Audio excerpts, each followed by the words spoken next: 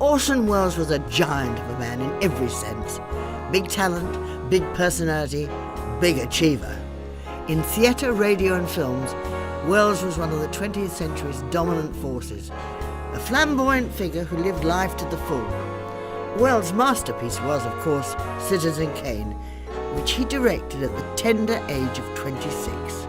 But he'd already established himself as a young genius and something of a maverick with the international success of the notorious War of the Worlds radio broadcast. He talks about it here in the 1955 episode of a BBC series called The Orson Welles Sketchbook. Well, we did on the show exactly what would have happened if the world had been invaded.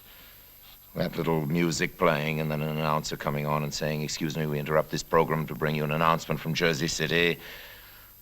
Jersey City has just fallen. Take you back to our studio," a little organ music, and then another interruption, and so on. We did all of that very carefully and exactly reproduced, as I say, what would have happened, thinking to make the whole thing more effective. But we had no idea how effective it would be, because about halfway through the show, as we were continuing with the script in front of us, we saw that in the control room there were a great many policemen, and every moment more. I had no idea that I'd suddenly become a sort of national event. And it was immediately after our show went off the air that Walter Winchell, who was on a rival network and had heard about how all the telephone lines had been jammed and all the excitement was going on, went on the air on his network, on his program of news commentary, and said, "Mr. and Mrs. America, there is no cause for alarm.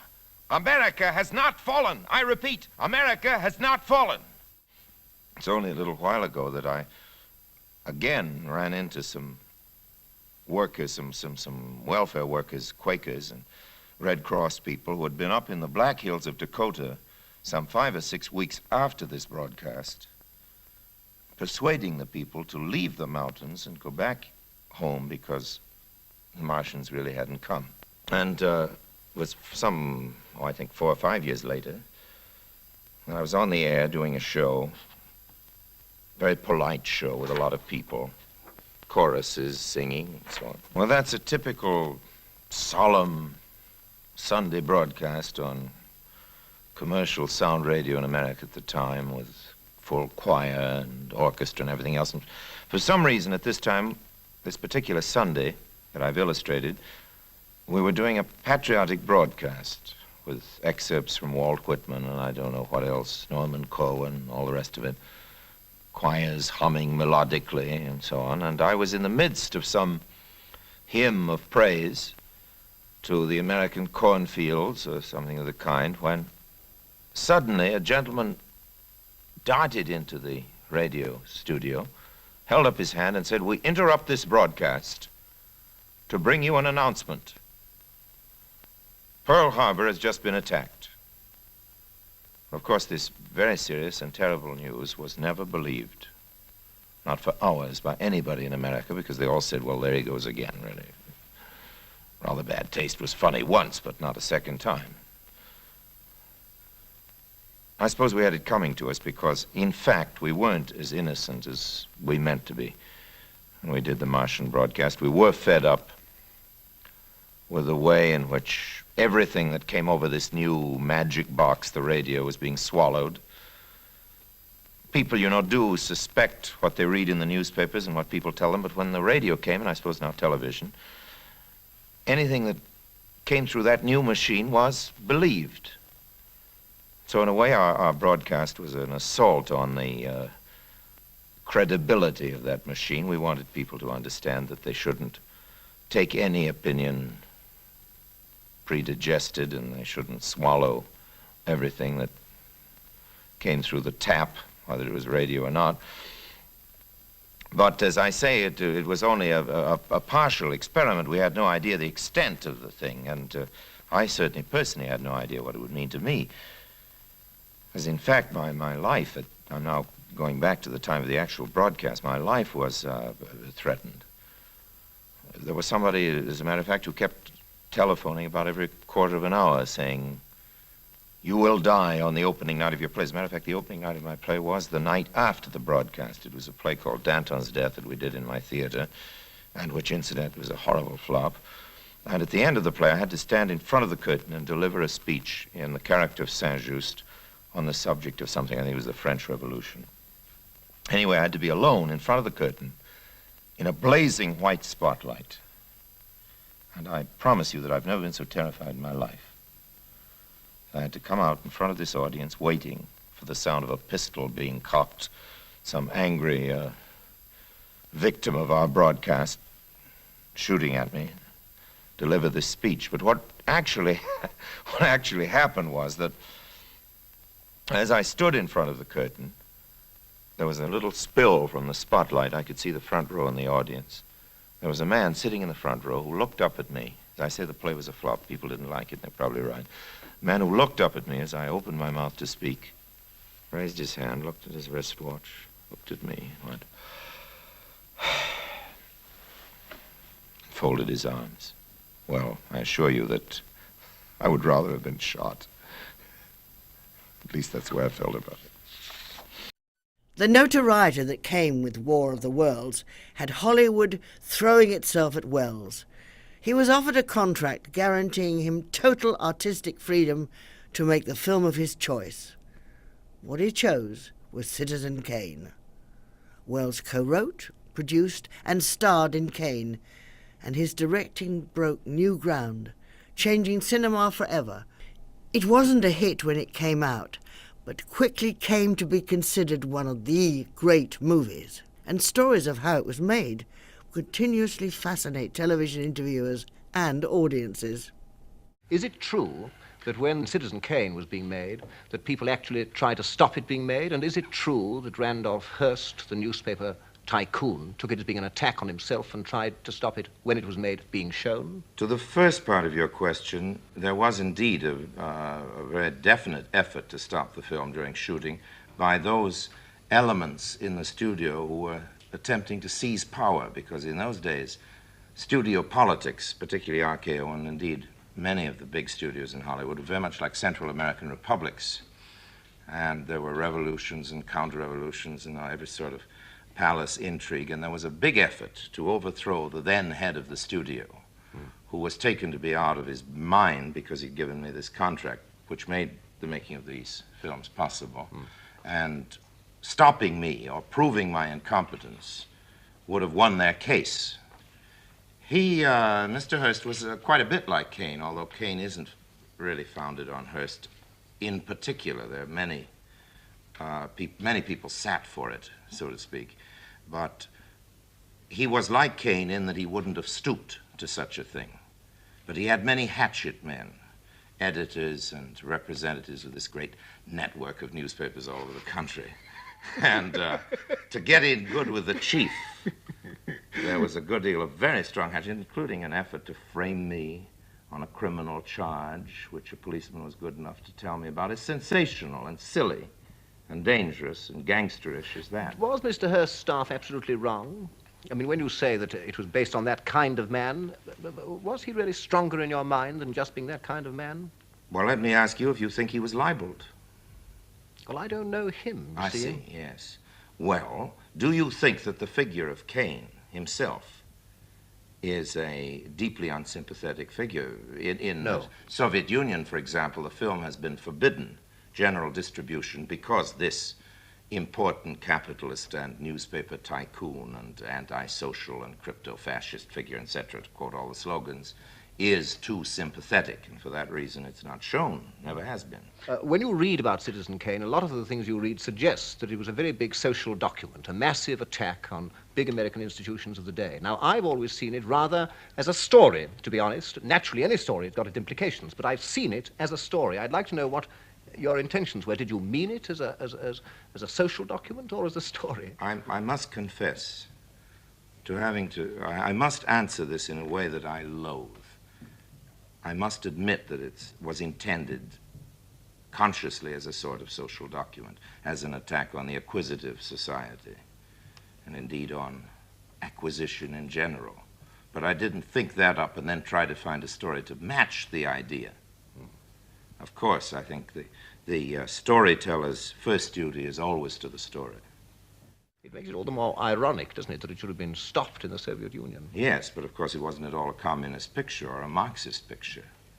It was an attack on property and acquisition of property And the corruption. yes, and of the acquisitive society of a man who, of real gifts and real charm and real humanity, who destroys himself and everything near him because,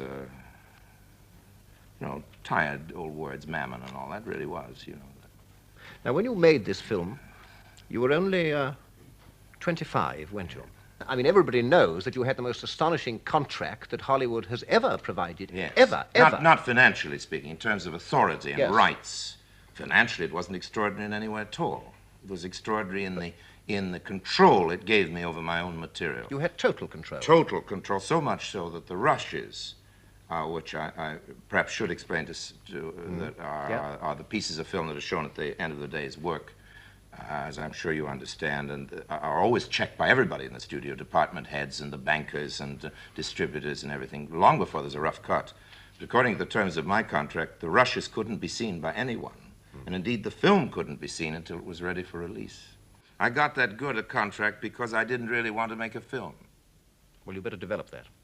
And when you don't really want to go out to Hollywood, or at least this was true in the old days, the golden days of Hollywood, when you honestly didn't want to go, Yes. then the deals got better and better. In my case, I didn't want money. I wanted authority. So I asked the impossible, hoping to be left alone. And at the end of a year's negotiations, I got it. Yes. All Simply right. because there was no real vocation there. My love for films began only when we started work. What I'd like to know is, where did you get the confidence from to make a film with such... Ignorance, sheer ignorance. There's no confidence to equal it. It's only when you know something about a profession, I think, that you're timid or careful. How did this ignorance show itself? I thought you could do anything with a camera that the eye could do or the imagination could do. And if you come up from the bottom in the film business, you're taught all the things that the cameraman doesn't want to attempt for fear he will be criticized for having failed. Yes. And in this case, I had a cameraman who didn't care if he was criticized if he failed, and I didn't know that there were things you couldn't do. So anything I could think up in my dreams, I attempted to photograph. You got away with enormous technical advances, didn't you? Simply by not knowing that they were impossible, or theoretically impossible. Yeah. And of course, again, I had a great advantage not only in the real genius of my cameraman, but in the fact that he, like all great men, I think, who are masters of a craft, told me right at the outset that there was nothing about camera work that I couldn't learn in half a day, that any intelligent person couldn't learn in half a day. And he was right. It's true of an awful lot of things. Of all, of every, the great mystery that requires 20 years doesn't exist in any field. And certainly not in the camera. And I'd just like to look for a moment and have a look at this clip.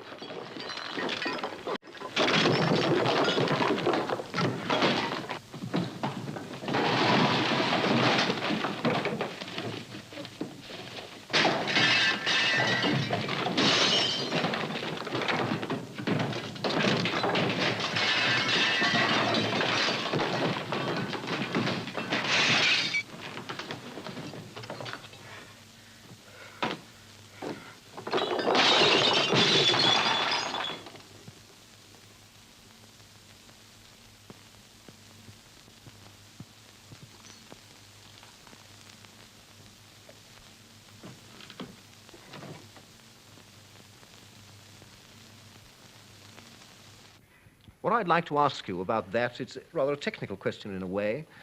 When you were making that sort of scene and making that sort of shot, did you ever feel nervous that maybe you'd gone too far? I put myself in your shoes. You see, if I'd made that, I'd be terrified that I was just on the point of toppling over into fast, that I'd made the room too large. Did you have this sort of anxiety? No, because the room is that big. What room is that big? Awfully pompous answer, his room. Yes, pompous question, perhaps. No, not at all. You're quite right, and I should have had that fear. But I do feel that a man like Kane is very close to farce and very close to parody, very close to burlesque. And that's why I tried every sort of thing, from sentimental tricks to an attempt at genuine humanity, to keep him always counterbalanced. But of course, anybody who could build a place of that kind, Yes. Is very close to Of low course he is. comedy. Of course he is. When eventually Kane was made, it was an enormous success, as all the world knows, and it's gone on being a success. And it's a long time ago now. Have you ever regretted that so great a success came so early? Well, I've regretted early successes in many fields, but I regret that in Kane because it was the only chance I ever had of that kind. I'm glad I had it at any time in my life. I wish I had it more often. I wish I had, a chance like that every year. There'd be 18 pictures. Yes, not just one. Yes. 2, Amberson. 2, except Amberson's. The end of it, there's a very serious piece of surgery involved there, change. Which wasn't done by you. No, there are 2 short scenes in it I didn't write or direct, and over 3 reels were taken out in their entirety, and they were, in my view, the reason for making the film. Not simply good reels, but the whole film was a preparation for those reels, which were too tough and too, in those days, too hard-boiled for the exhibitor's taste. And by the time I returned from South America, that's a long story I won't go into, to supervise the release of Amberson's, RKO had fallen into the hands of the counter-revolutionary forces. And I no longer was invited into the cutting room. You've been denied the cutting room before. Several just, times. Just yes, recently, happens constantly. on a touch of evil. Yes, that's happened really quite often to extremely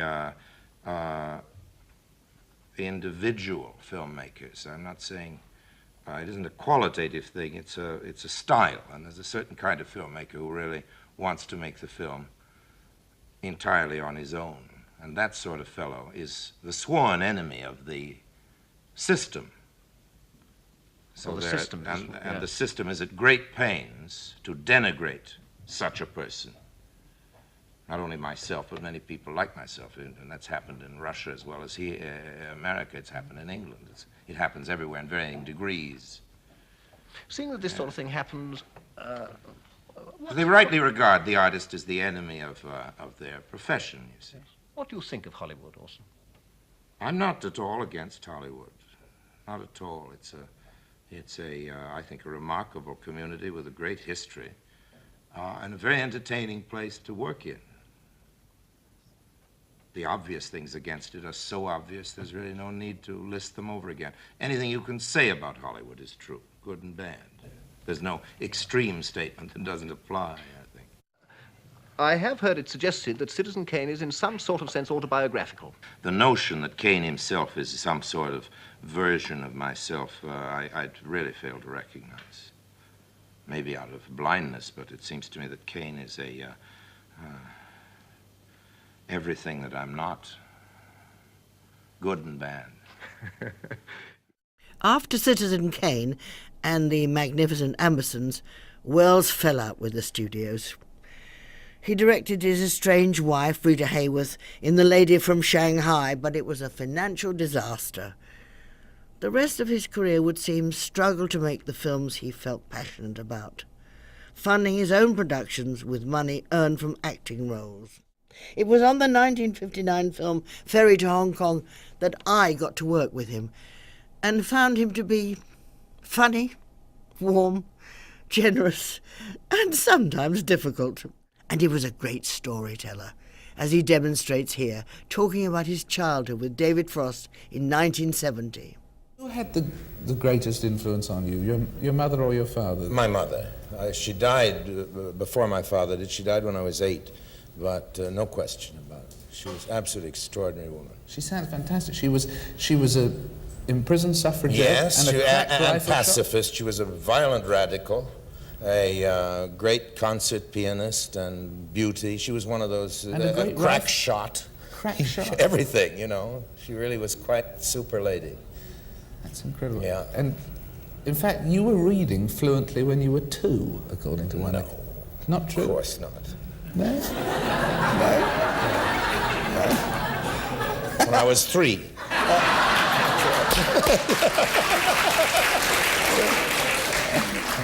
Were you... They also say you'd memorize speeches from King Lear by the time you were 7. Is that true? I don't know, maybe I had. It doesn't seem the right part at that age. But of course I began my career pretending to be older than I was, because I was just 16, and I pretended to be 25. And I played 60-year-old men. That was in Ireland. So I suppose I was getting in practice when I was doing Lear at 7, if it's true. You also threatened, is this true that you once threatened because of music lessons to throw yourself out of a hotel window? Yes, that was, again, that was my mother. Show you the kind of strength of character she had, because we were in the Ritz Hotel, and she didn't give me the piano lessons because of the exercises and all that. She got a lady in this case it was a poor unfortunate spinster, and I saw I could bully her, you know.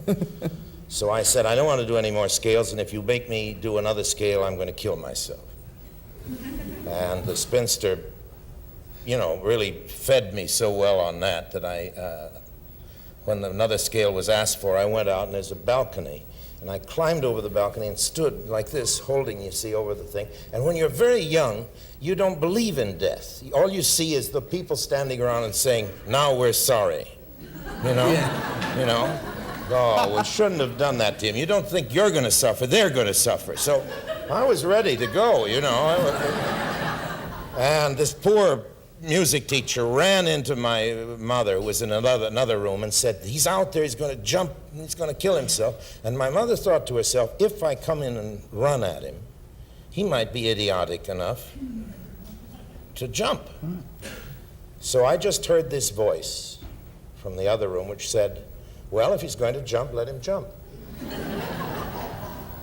And my mother had the strength of character enough to say that. And she told me the story later, and she waited. It was a long pause, and then she heard da da dee dee dee dee dee dee dee dee.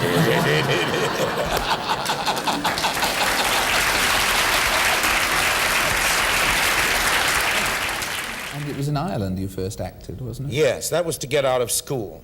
I had a scholarship for Harvard. I'm a dropout. And the only way, I'd been painting in Ireland, and it got to be winter, and the days were getting short, and so was my money. And I knew I was going to have to go back to America and go to this dreaded school of learning. So I went backstage to the Gate Theater and told them I was a famous star from the New York Theater Guild, and just as for the fun of it, I'd like to stay with them and play a few leading roles. Now, you can only do that if you don't believe that it matters, if you don't care. I had no desire to be an actor. If I had, I would have said, could I have a spear to hold? You know. But because I didn't think it was ridiculous that I would be an actor in my life, so I just said, I am a leading actor. Why not? And I began as a leading actor. I played a star part the first time I ever walked on the stage.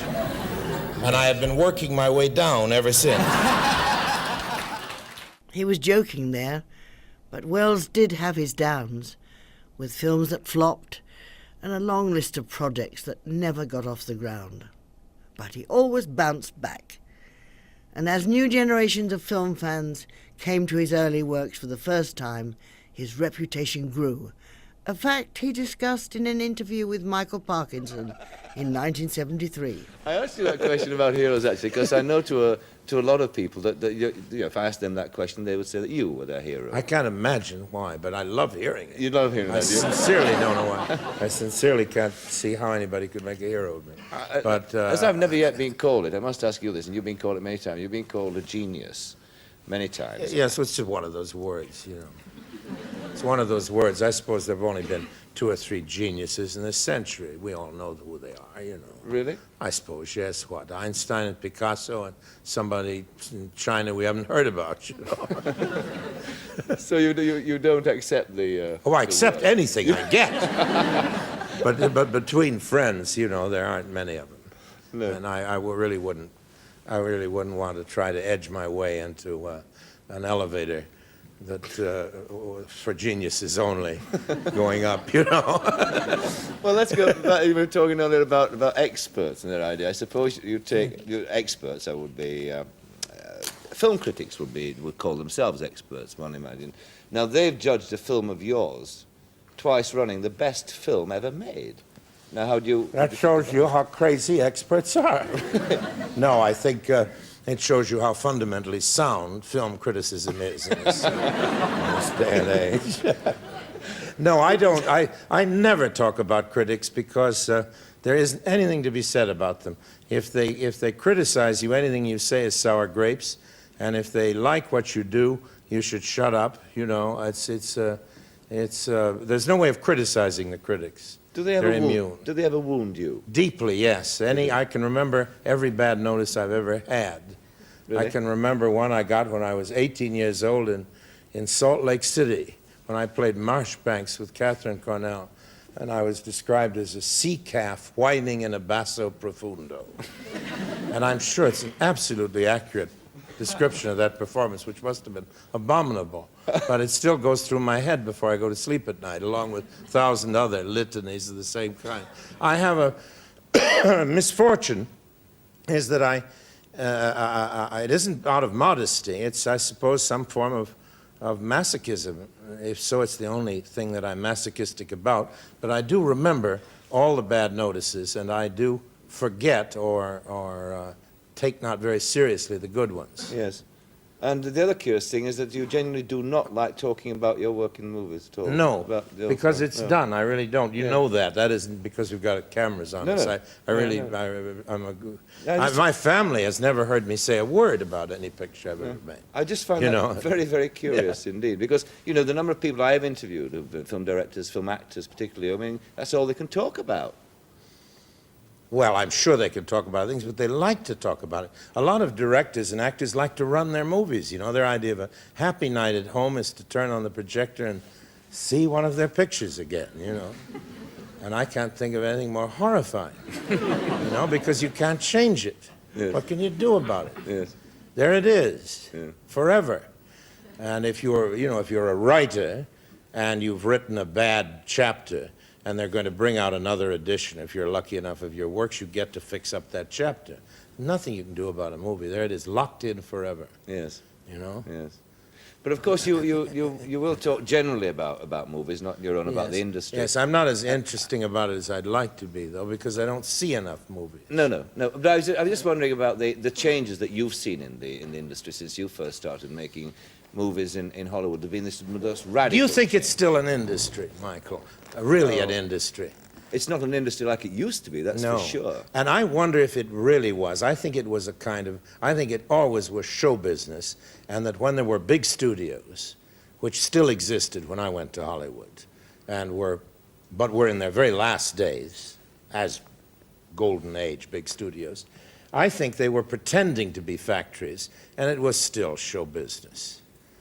It's true they were grinding them out and all that, but it's show business. The true industrial process cannot be as helter-skelter and idiotic as every form of show business is. Otherwise, every car we'd get in would break down after the second block. I can't believe the rest of the people are as stupid as we are. But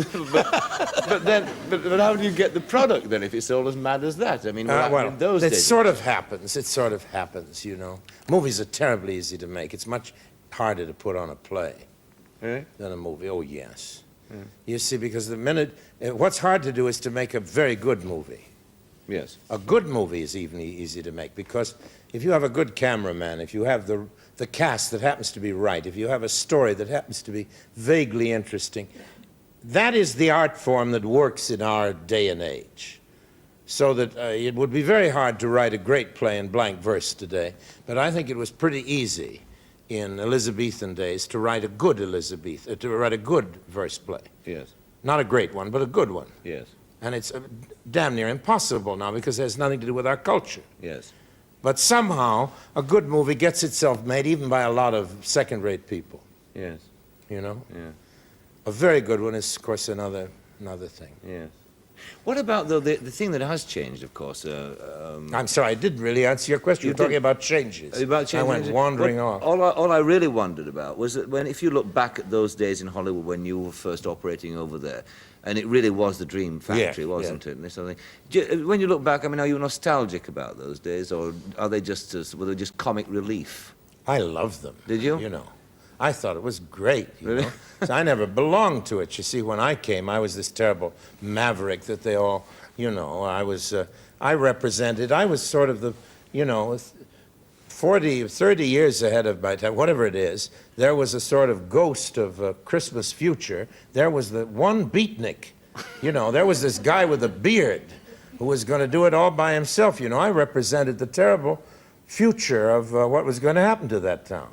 So I was hated and despised, theoretically, but I had all kinds of friends among the real dinosaurs who were awfully nice to me. Really? Yes, and I had a very good time. But I believe that I have looked back too optimistically on Hollywood, because my daughter has a group of books about Hollywood that she bought. I don't know why, probably vainly looking for references of her father in them.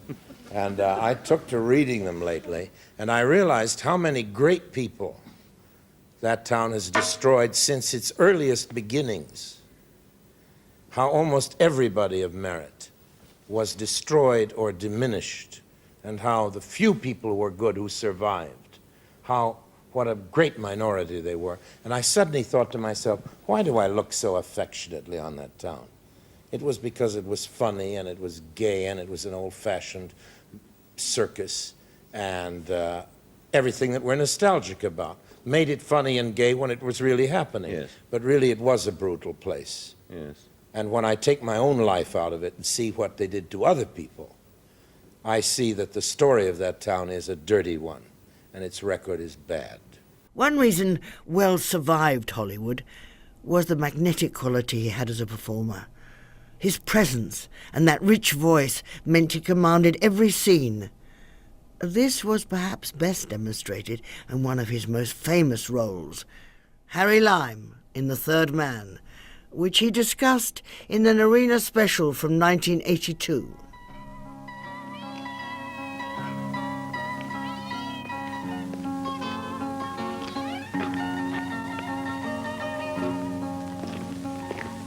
What kind of a spy do you think you are, Satchelfoot? What are you tailing me for? Cat got your tongue? Come on out. Come out, whoever you are. Step out in the light and let's have a look at you. Who's your boss? Ja, zum Teufel nochmal, was ist denn da los? Sagen Sie, was fällt denn Ihnen überhaupt ein? Sind Sie deppert? Ja, Sie meine ich, schauen Sie nicht so blöd. Eine Frechheit ist das, mitten in der Nacht so einen Krawall zu machen. Harry. Eine Frechheit ist das, so einen Krawall zu machen.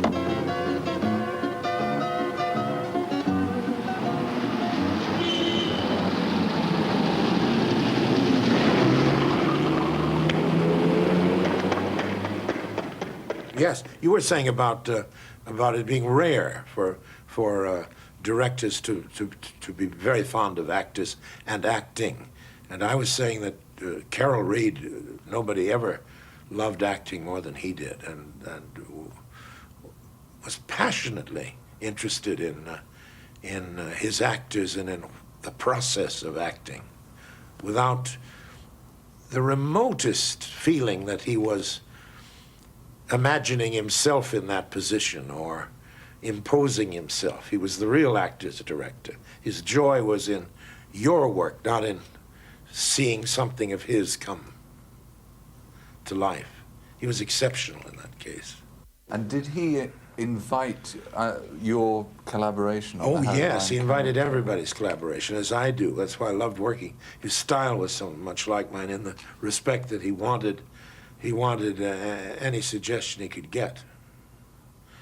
I've always, I can tell you scenes in pictures of mine that were suggested by members of the crew. You know, anybody can make a suggestion. That doesn't mean they get to have it in the picture, but if it's good, it goes. Sure. And he welcomed it. And so that at an earlier time when I was being interviewed in another language, I gave the impression that I'd somehow co-directed my scenes with, and that's not true.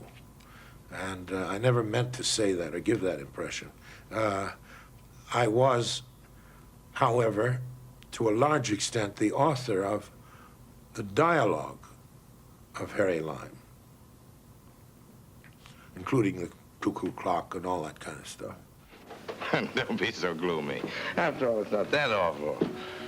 Well, what the fella said. In Italy, for 30 years under the Borgias, they had warfare, terror, murder, and bloodshed, but they produced Michelangelo, Leonardo da Vinci, and the Renaissance. In Switzerland, they had brotherly love. They had 500 years of democracy and peace, and what did that produce? The cuckoo clock. So long, Howard. But that is what I do when I act in other people's pictures. I never argue about the direction, but I usually come up with a rewritten scene. That's the headache they have to put up with. And then if they don't like it, I'll go back to the other. But I go back home at night and write next day's scene and hope they'll take it instead of what it is. But I never would tell a director, would you do that or something, unless they asked me. Do directors often tell you how to do things when you're acting? Oh, yeah, sure. Sure. Or I had one director in England who was wonderful. About halfway through every take, he'd say, cut, cut. There'd be a long silence, and I'd look at him, you know. I'd say, how would you like me to do it? Just do it again. So we'd do it again, and then there'd be this cut. We went through the whole picture like that, and I never knew what was giving him this pain. Have you found yourself turning down really substantial parts because you wanted to get on with directing? No, I haven't been offered them. I would have sold my soul to play The Godfather, for instance. You know. But I never get those parts offered to me at all. Why have you accepted so many parts, no matter how well you may have done them in the end, that were basically from bad scripts? To live. I have to live in the, you know, if you're going to try to finance movies and live, you have to earn your money somehow. And I've done, most of my movies have been movies I didn't want to make. I've never done a movie that I disapproved of morally. The last star part that I was offered was Caligula, and I refused it on moral grounds. And yet there I would have been playing the leading part in an $8 million picture. And it would have been nice to do that, but I didn't even have a moment's doubt about not doing it. And the same thing would be for a political reason or anything like that. I've turned down a lot of things for those kind of reasons, but no great parts. I haven't had any great parts offered me, only a few good ones in all these years. They hire me when they have a really bad movie and they want a cameo that'll give it a little class, you know. So every time I do one of those things, I chip off something more from me as an actor. It's a kind of, you know, you're in liquidation when you do that. And that's why I hope to avoid it. Now that it looks as though I have a chance to direct a couple of more movies. And I've got a couple of good parts I've written for myself. It's the only way I know how to get them. Nobody else will. Yes. So I played all the great parts in the theater by running. You know, there's an old Yiddish saying in the Yiddish theater that the star is the man who owns the store, you know? So some of my stores have been rather small establishments, but I was the star because I owned it. I think I made essentially a mistake in staying in movies because it's the mistake I can't regret because it's like saying I shouldn't have stayed married to that woman, but I did because I love her. I would have been more successful if I hadn't been married to her, you know. I would have been more successful if I'd left movies immediately. Stayed in the theater, gone into politics, written anything. I've wasted the greater part of my life looking for money and trying to get along, trying to make my work from this terribly expensive paint box, which is a movie. Yeah. And I've spent too much energy on things that have nothing to do with making a movie. It's about 2% movie making and 98% hustling. It's no way to spend a life. Do you feel that's going to go on? Oh, I'm going to go on being faithful to my girl. I love her. I fell so much in love with making movies that the theater lost everything for me, you know. I'm just in love with making movies. If he'd never made a movie after Citizen Kane, Wells would still have gone down in cinema history. But that love of filmmaking was with him to the very end. 3 years after that interview, at the age of 70, he died from a heart attack at his home in Hollywood. The man who made the perfect picture when he was 26 was found at his typewriter, where he'd been working on a new script, doing what he loved best, right up to his final moment.